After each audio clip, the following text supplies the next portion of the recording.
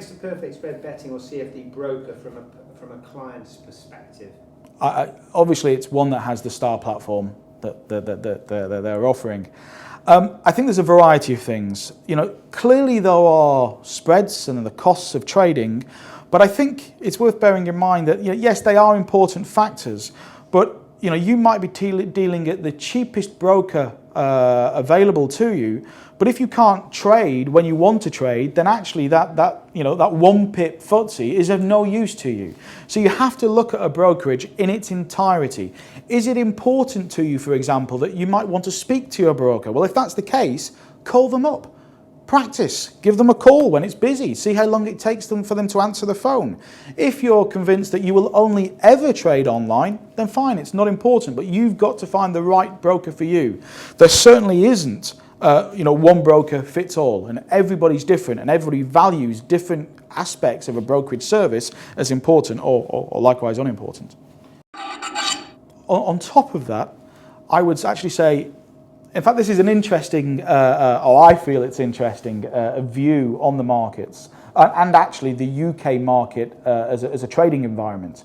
From my experience in dealing with overseas markets, it's interesting that, say for example, the German trader actually reviews 10, 15 brokerages in order to see whether they could deliver the product that they want or the service that they want. And I found it might take a German trader 6 months to decide which broker he goes with. Once he's with that broker, he tends to stay with them for the next 5, 6, 7 years. The UK trader is completely different. If he actually reviews 3 brokers, he's being relatively diligent. Many people really just type in spread betting into Google and click on the top link. And I would implore people to really look more into their brokerage and make sure it's providing the service that you need. Which markets tend to be more popular with traders and why? That is a good question. I've got 2 different answers for it as well. I'd say equities are always the popular market for first-time traders, and I think that's obvious as well. A client who's looking to get into financial markets, he sees that the iPhone 6 is coming out. He thinks Apple's going to be successful from the back of it, and therefore buys Apple stock. And so I think that's obvious. People understand equities far more, and that's the initial market they get into.